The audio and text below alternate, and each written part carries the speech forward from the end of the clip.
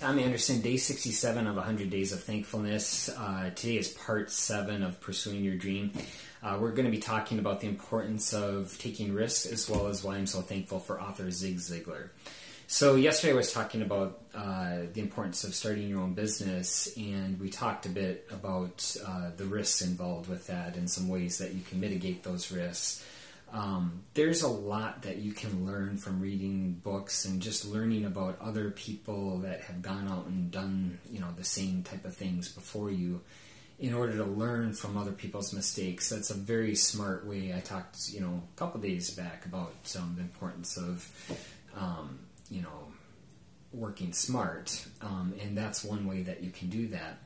But the other thing I talked about is how it's so important to take action. And so if you're spending all your time taking action without, doing any due diligence or learning from other people's mistakes before you, you're going to find that, you're going to make mistake after mistake after mistake. And some of those mistakes can be hugely costly.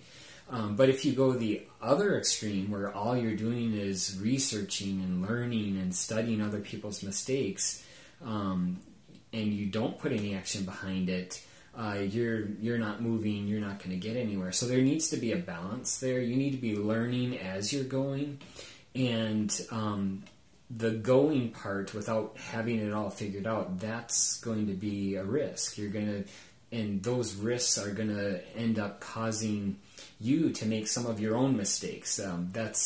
If you're pursuing your dream and you have a big dream and it's a worthwhile dream, there's going to be times where you're going to make a decision, and in hindsight it wasn't the best decision, but you're going to learn from that, and you're going to take that forward, and you're going to take that into the next experience, and then things are going to get better. But the other part about it is it's not just the mistakes that we're going to gain so much from, but it's also all the successes. And in the grand scheme of things, just by going out and taking those risks and being willing to make some mistakes, you're going to grow so much as a person. And the other thing that's going to happen is all your successes will outweigh your failures. Now, I realize, when I gave this statistic yesterday that more than 80% of startups fail, it's because of, people that, what I was talking about before about taking out a huge loan. And a lot of people just have this idea in their head that step one of starting a business is take out a huge loan.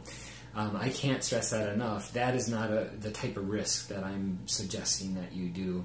It's always a good idea to start small and grow as you learn. So I hope that helps. With Zig Ziglar, he actually wrote an article where he's talking about how taking risks is so important that actually not taking risks is, in his words, is the most risky thing you could do at all, because God created each of us to live exemplary lives, and if we waste it by just playing it safe all the time,